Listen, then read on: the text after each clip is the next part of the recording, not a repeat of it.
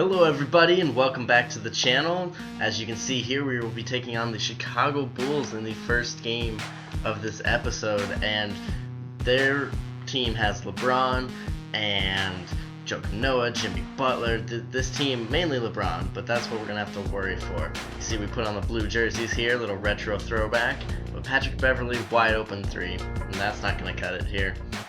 Kawhi Leonard able to drive, kick to JR, who finds that both teams started out really hot. JR missed that shot, but Shaq is there to get the easy board and dunk it back in. Here we go, pick and roll with Shaq. He decides not to put it up, and that time JR gets the corner, and it's 14-13 now. So the first quarter winds down. Really easy layup there, and as the last seconds, 3 seconds, Patty searching, finds Bellinelli, who shoots it and makes it, and we are tied going into the second quarter. That is huge. Both teams started off shooting crazy. Chicago made their first 8 shots from the field, and is part of the reason they're up 3 here in the second. But now Marco again with another 3, and we were trying to work Shaq down low against Joakim, but can't get anything, and he falls over, and Tony Roten easy dunk. So now it is 35-29. Here in the second quarter, we find Richard Jefferson wide open. We were able to hit some threes, but we weren't consistent enough here in the second quarter, and we definitely weren't playing good enough defense, as you see right there. Easy bucket for Jimmy Butler, and that takes us to halftime with the Bulls up 45-40. As I mentioned before, the Bulls are shooting an absurd percentage at 74%, as Joakim Noah decides to take on Shaq and get the layup and push this lead to 9. Now they're up 53-48. We find Damari Carroll in the open court, who drains that 3. Good shot, Damari. We cut it to 2. Still at 2 points with 3 minutes left, and James just easy. You saw in the real Cleveland Cavaliers series that Damari Carroll can't cover LeBron, and I don't know what he was doing there. We're down 8 here going into the fourth. Smith finds Tristan Thompson as he's able to lay it in, but now the deficit is back up to 10. We need some buckets as time's running out. We put on our full court press after JR hits that one, and we will be down 8, but as you see there, they easily just break our press. Still up, or down 9 actually, JR with the transition 3, and we are able to cut it to 6 points with 3:30 left. Here's our press. This press allowed us to get back in this game and made it tough on them, as Patrick Beverley is really struggling to get this ball up court. And as he goes to pass it, you see the ball goes out of bounds. It was off of us, but it turned into an 8-second violation. So we get the ball with 6 seconds, or down 6 with 3 minutes. Kawhi able to go straight to the hole to cut the lead to 4. And again with this press, as you can see here, Shaq able to get the turnover, although we were not able to make the bucket, coming back the other way off of it. But now down 6 points again, minute 45. JR searching for something. He had a good game, but Kemba had a better game, as he was able to put that one in, and JR again trying to find Shaq, but turns it over, but Shaq steals it back. JR gets it swatted again, and he throws it to Kawhi, who then kicks it back to Kemba, who drains the wide open 3 to cut the lead to 3 points with a minute left. Now 30 seconds, we are down 5. We're practically, and that's just going to ice it. LeBron with the nice and easy dunk, as we were practically trying to get the foul, and he just blew right by him. Nice vertical. LeBron double clutch dunk. And now 7 points down. We need a quick 3 with 25 seconds left. We miss it, and the game's practically over, but Joakim Noah throws it off of LeBron to give us some life. So here on the inbounds pass, finds Bellinelli, drains the corner shot, not a 3 though, so still 5-point lead with 18 seconds left. We're putting on that pressure. We don't want to foul yet, trying to get that turnover. As they throw it ahead, the ball bounces all around, but we are not able to get it. And here we are going to press real quick, just try and trap. 5 seconds left, time winding down, and Tony Roten just throws it away. And we have a chance, we have life. Bellinelli's looking in the corner, drains this 3, and cuts the lead to 2 with 2.7 seconds left. We need the foul immediately. They get it into LeBron, who, that's okay, he may miss one, you never know. He's not the greatest of free throw shooters. 1 second left, here's the first one. And he misses it, and that gives us life, because now it is a 1-possession game no matter what, and we will be able to have a chance after this timeout. He makes the second, so it's 81-78, 1 second left. JR could have got a better shot off of that, but can't get that to go down, and we end up losing by 3 points to the Bulls. Bulls are 4-0 on the season, as they seem to be one of the best teams that we will face this year. And this drops our record to 1-2 at home, and LeBron obviously gets player of the game because whenever LeBron's on the team, he's the player of the game. So JR 16, Marco 11, Tristan Thompson had a nice 11 points, Kemba had 9, Shaq had 8, but only 3 boards.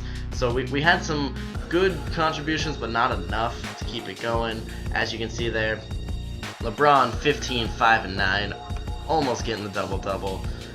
Jimmy Butler had 14 on 6 of 6 shooting. Jimmy Butler shot 100% from the field. Beverly came off, had 13. So those are some tough. I mean, everyone on the team scored. Here's some stats. They shot 71%. Anytime someone's shooting 71%, it's going to be hard to beat them. We only shot 49. They out-rebounded us, and we just have a chance to rebound now against the Supersonics. In Game 4 of this homestand, we now sit at 3-3 overall, and we need to string together some wins to get on the right side of the winning argument. But this team, the Supersonics team, has got D-Wade, Chris Paul, Chandler Parsons. Their backcourt's good, but we should be able to eat them up inside. As you saw at the beginning there, D-Wade trains a nice little step back, but Kawhi with the nice Euro in transition, and that is key. Here comes JJ Hickson off the steal, gets a nice dunk right there. Little almost jumps from the free throw line, but he takes it. Actually, he was not even close there, but nice. As we were down 4 points here in the second quarter, we're struggling again to find offense in the second quarter, which has been a theme for us, but Bellinelli able to hit the 3. Bellinelli's always good for a couple threes in a game. Patty Mills, we're trying to go inside to Shaq, and this will start a trend of us trying to pound the paint, because Anderson Varejao, no way can stop the big fella. Here, next possession, coming down, finds Shaq again, pump fake, able to get the and one, but you know Shaq didn't make that free throw because it's impossible to shoot free throws with Shaq.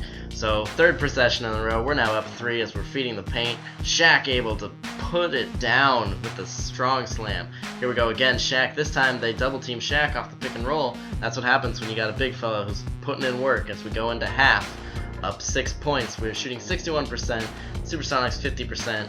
And we are up 6. But Chris Paul and D-Wade will be trying to keep them in the game as Chris Paul, nice, easy spin move, everything right there. Put it in. Kemba, though, responds. Kemba's had a nice 2 straight games in a row as he's been shooting and dishing the ball. Here we go. Shaq, the double team comes, and you can't leave JR wide open. So as we work inside out, this is what I had envisioned with our best offense. D-Wade, they're nice, keeping them within the game within 5, but now down to 6. You see D-Wade getting doubled and just spins away with the turnaround. Easy basket for D-Wade.